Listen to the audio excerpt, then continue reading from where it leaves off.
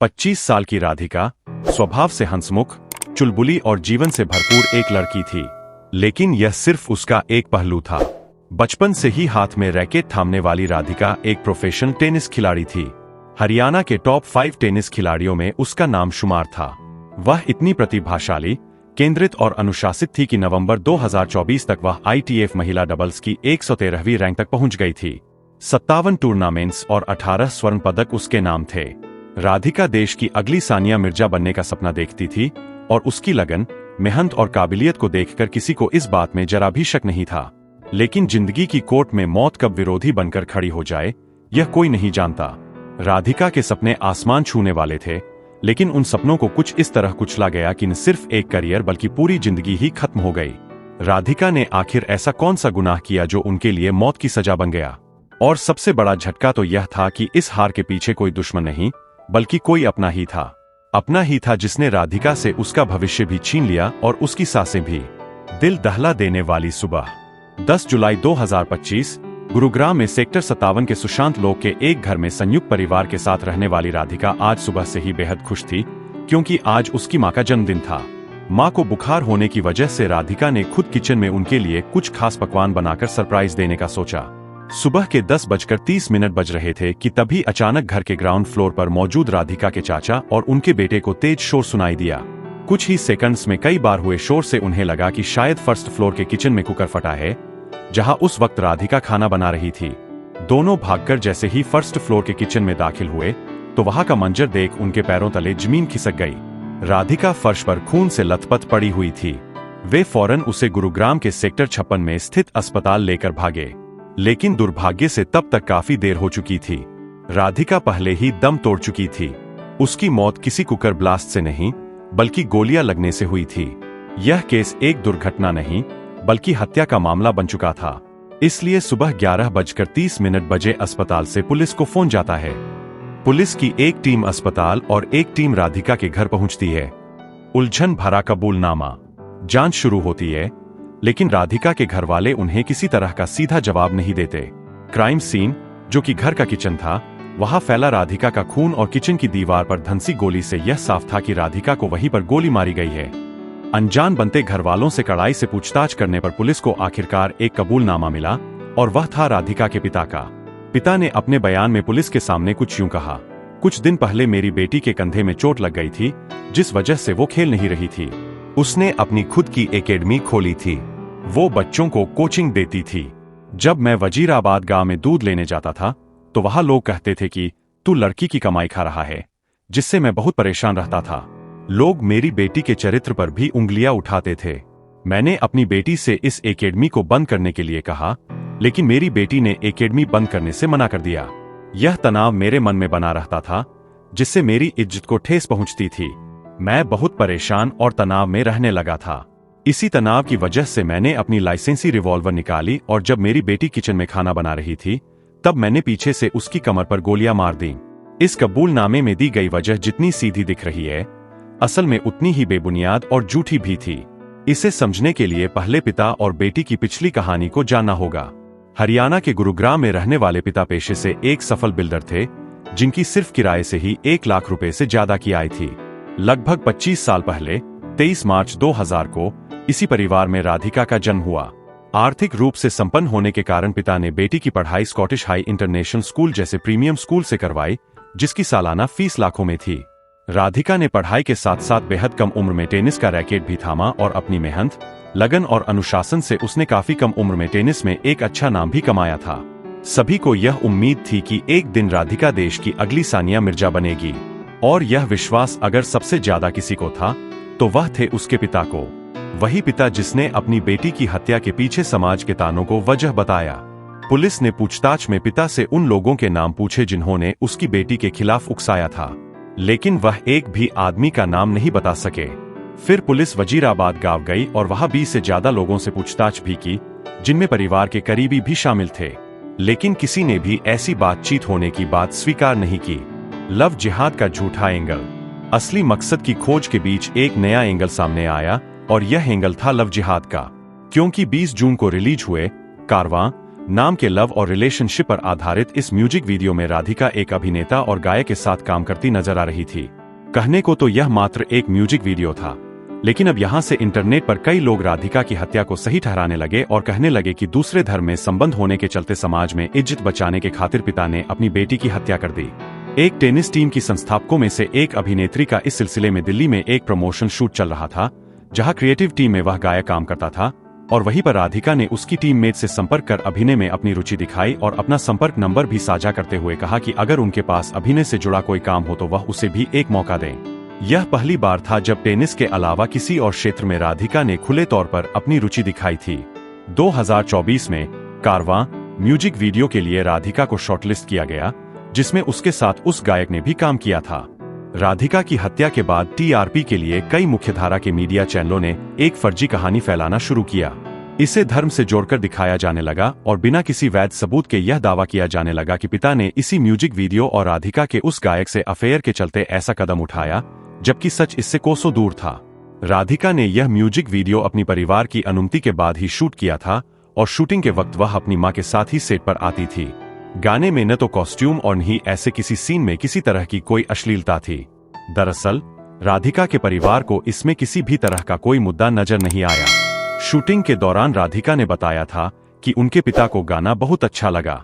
गायक का राधिका से ऐसा कोई नियमित संबंध नहीं था, केवल पेशेवर शर्तों पर कलाकार के तौर पर ही दोनों संपर्क में थे। दरअसल गायक को राधिका के इस मामले से पहले उसकी व्यक्तिगत जिंदगी से जुड़ी कोई खास जानकारी भी नहीं थी। गायक ने कहा, मेरा रिश्ता सिर्फ पेशेवर था राधिका के साथ। न तो मैं उनको दोस्त की निगाह से देख रहा था, न कोई और निगाह से। म्यूजिक वीडियो शूट होने के बाद राधिका अपना इंस्टाग्राम अकाउंट डीएक्टिवेट कर चुकी थी। इसी वजह से गायक ने गाने के फाइनल कट और प्रमोशन के लिए राधिका को व्हाट्सएप पर संपर्क किया। इंस्टाग्राम पर कोलैब पोस्ट के लिए पूछने पर राधिका ने कहा कि उसने कुछ कारणों से अकाउंट को डीएक्टिवेट कर दिया है, लेकिन वह कुछ दिनों बाद सक्रिय होगी।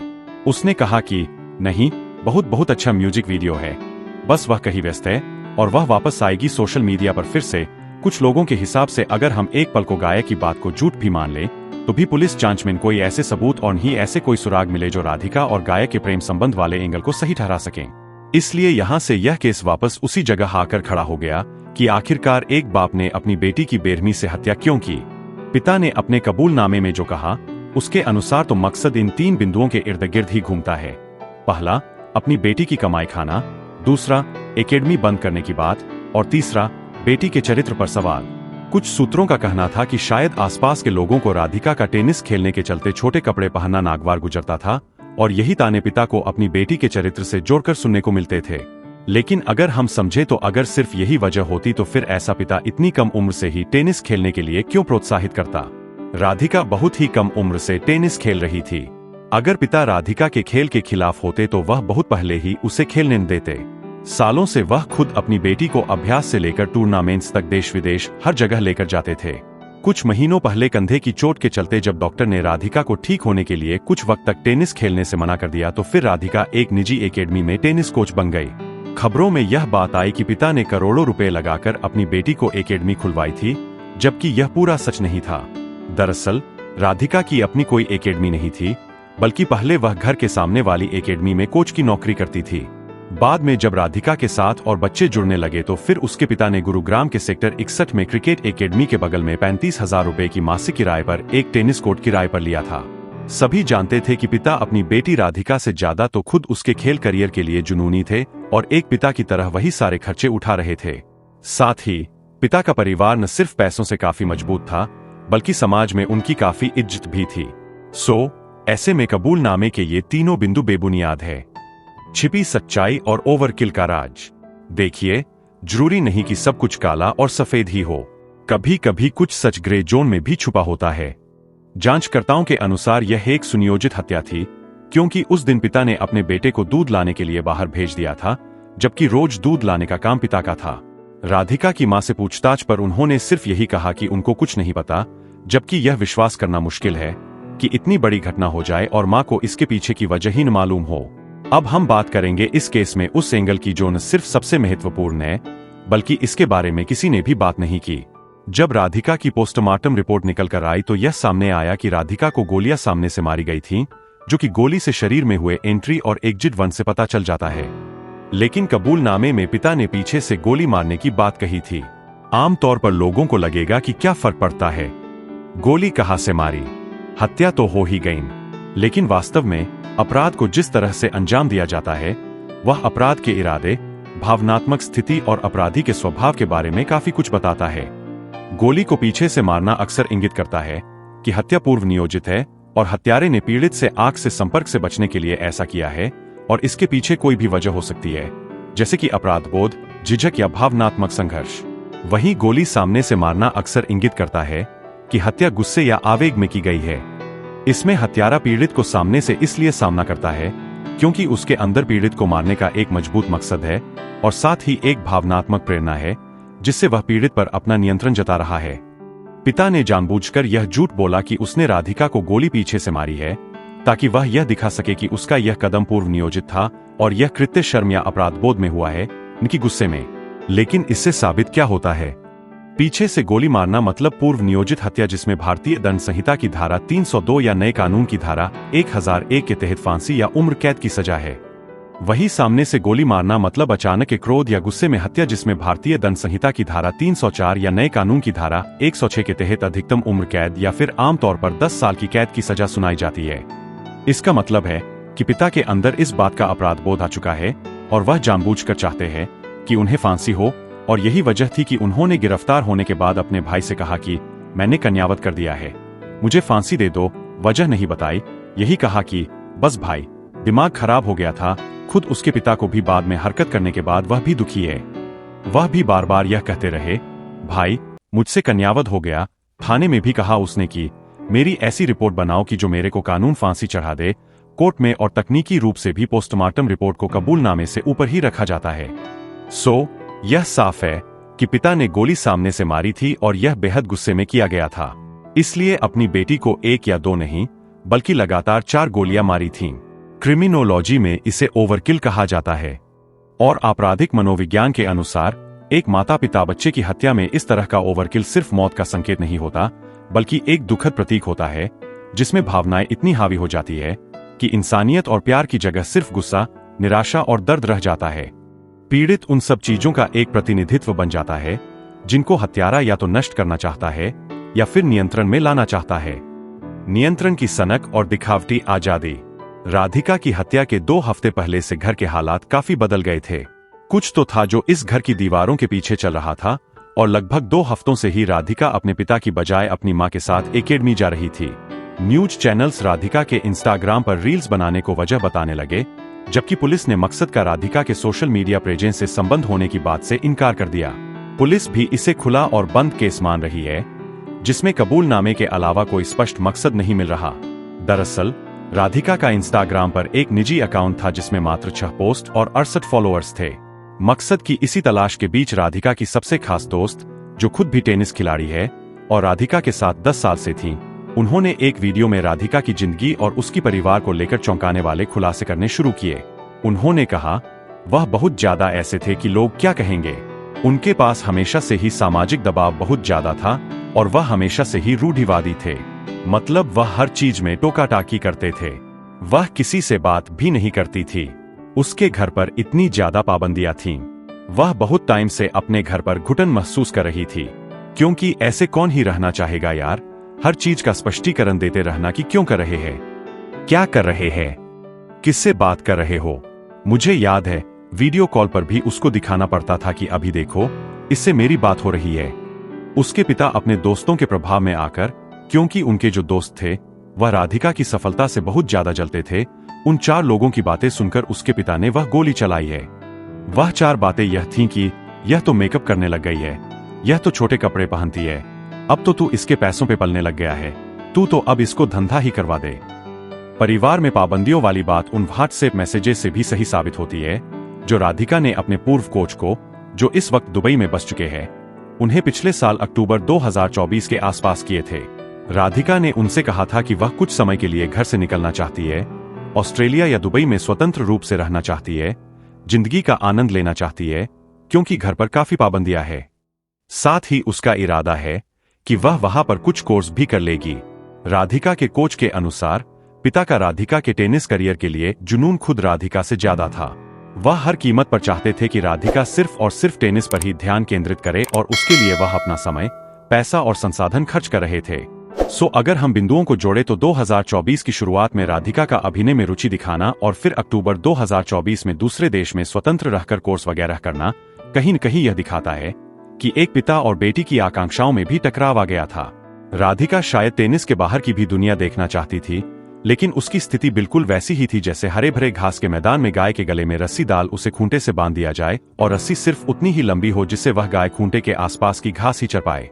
सालों साल की इसी सशर्त आजादी से राधिका को घुटन और भावनात्मक घुटन होने लगी थी और शायद उसने अपनी यह बात अपने पिता के सामने रख दी थी। इस केस में राधिका एक प्रतीक बन गई थी। मतलब उस वक्त पिता के लिए राधिका सिर्फ बेटी नहीं थी, वह उस निराशा, गुस्से और दबाव का चेहरा बन गई थी जो पिता महसूस कर रहा था। जैसे लोगों के ताने, अपनी ईगो की चोट और समाज का डर कि लोग क्या कहेंगे अगर मेरी बेटी मेरी मर्जी से न चली। उस क्षण में पिता को लगा कि जैसे उसकी बेटी उसकी इज्जत, नियंत्रण और मर्दानगी के खिलाफ जा रही है, और इसी सोच ने उसे इतना अंधा कर दिया कि वह अपने ही खून को मार बैठा। वह यह नहीं देख पाया कि समाज में ही कुछ लोग ऐसे होते हैं जो आपके शुभचिंतक होने का नाटक करते हैं, लेकिन असलियत में वह आपकी और आपके परिवार की तरक्की से जलते भी है।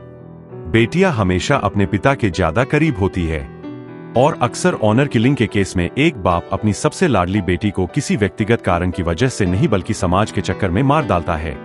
यह केस देखने में तो चुनिंदा आजादी का लग रहा है, लेकिन हकीकत में यह उससे कहीं ज्यादा है। यह केस है नियंत्रण के जुनून का जो सशर्त पालन पोषण से जुड़ा है, और इसे हम सरल तरीके से समझते हैं। राधिका को स्पोर्ट्स ड्रेस जो कि टेनिस के मामले में मिनी स्कर्ट होती है, वह पहनना अलाउड था, वर्कआउट करना अलाउड था, टूर्नामेंट्स के लिए बाहर यात्रा करना अलाउड था, जो कि एक अच्छी बात है। लेकिन राधिका की हत्या को सही ठहरा रहे लोगों ने राधिका की कुछ तस्वीरों और वीडियो से ही सब कुछ जज कर यह तक कह डाला कि इतनी आजादी तो मिली हुई थी और क्या चाहिए। लेकिन क्या सच में राधिका पूरी तरह से आजाद थी? राधिका भले ही 25 साल की थी, लेकिन उसको हमेशा लगातार निगरानी में रखा जाता था और उसके साथ कोई न कोई रहता था। उसकी दुनिया टेनिस और सिर्फ टेनिस के ही इर्द गिर्द घूमती थी और टेनिस के अलावा किसी भी चीज में व्यक्तिगत पसंद चुनने की आजादी उसे नहीं थी। यह एक प्रदर्शनाधारित पालन पोषण था। उसको सिर्फ उतनी ही आजादी थी क्योंकि उससे परिवार की महत्वाकांक्षाएं पूरी हो रही थीं। ऐसे में अगर लड़की की पसंद उसकी उस छवि से मेल खाती है जैसे कि उसके माता पिता चाहते हैं, तो उसे समर्थन दिया जाता है। लेकिन अगर उसने भावनात्मक, सामाजिक या रोमांटिक रूप से कदम उठाया तो फिर प्रतिक्रिया काफी घातक भी हो जाती है। राधिका अपने पिता के लिए सिर्फ एक बेटी नहीं थी, बल्कि एक परियोजना थी, सफलता का प्रतीक थी, एक करियर निवेश थी जिस पर उन्होंने अपना समय, पैसा और ऊर्जा खर्च किया था। ऐसे मामलों में अत्यधिक जुनूनी माता पिता अपने बच्चों को एक इंसान के रूप में देखना भूल जाते हैं। वे यह भूल जाते हैं कि उनकी भी भावनात्मक और सामाजिक जरूरतें होती है, और जब वही बच्चे किसी भी कारण से खुद के लिए जब एक नई राह चुनने का सिर्फ सोचते ही है, तो वही नियंत्रण हिंसा का रूप ले लेता है। राधिका के केस में उसके पिता का सुबह छोड़ने जाना, पूरा दिन वही इंतजार करना और फिर शाम को साथ में लेकर आना, ऊपर से देखने में आप इसे पिता का समर्थन और देखभाल कह सकते हैं। लेकिन जब वही पिता उसी बेटी के सीने में गोली मार देता है, तो यह साफ हो जाता है कि पिता की विषाक्त स्वामित्व समाज के सामने देखभाल की आड़ में छुपी हुई थी और वह समर्थन नहीं बल्कि स्वामित्वपूर्ण निगरानी था। और यह सभी बातें उसकी दोस्त के बयान और कोच को किए गए टेक्स्ट से भी प्रमाणित होती है। राधिका को टेनिस चैंपियन बनने की आजादी थी, लेकिन राधिका को एक इंसान के रूप में एक व्यक्तिगत पहचान होने की नहीं। सबक और संदेश। मेरा उद्देश्य सिर्फ माता पिता को खलनायक और बच्चों को पीड़ित दिखाना नहीं है, बल्कि एक संतुलित दृष्टिकोण से एक संदेश देना है। सच्ची स्वतंत्रता बच्चों को सिर्फ सफलता का पीछा करने की स्वतंत्रता देना नहीं, बल्कि उन्हें एक ऐसी जगह देना जहां वे खुलकर अपनी बात, अपने सवाल, अपनी परेशानियां, अपने सपने बिना किसी डर और न्याय के खुलकर रख सकें। वही बच्चों के लिए स्वतंत्रता का मतलब विद्रोह कर जाना नहीं होता। स्वतंत्रता का मतलब होता है अपनी बात को जिम्मेदारी से, विश्वास और हिम्मत के साथ माता पिता के सामने रखना। क्योंकि जरूरी नहीं कि हर केस में माता पिता गलत हों, बल्कि हो सकता है कि आज की दुनिया को देखते हुए उनमें डर हो, वे अत्यधिक सुरक्षात्मक हों या गलत जानकारी वाले हों। माता पिता को भी अपने बच्चों को एक परियोजना की तरह लेकर नहीं चलना होगा। करियर की स्वतंत्रता देकर भी भावनात्मक स्वतंत्रता छीन लेना भी एक नियंत्रण है, पालन पोषण नहीं। भावनात्मक घुटन की कीमत पर मिली कोई भी सफलता वास्तव में असफलता ही है। क्या फायदा ऐसे पदकों का जब बच्चा अंदर से ही खोखला हो चुका हो। अपने बच्चे की पसंद से असहमत होना ठीक है, लेकिन हिंसा से उन्हें दंडित करना कभी भी ठीक नहीं है। अपनी बेटी की जान लेना इज्जत बचाना नहीं बल्कि हत्या ही होता है, और किसी भी तरह की नाराजगी, शर्म, धोखा या समाज का डर इसे सही नहीं ठहरा सकता।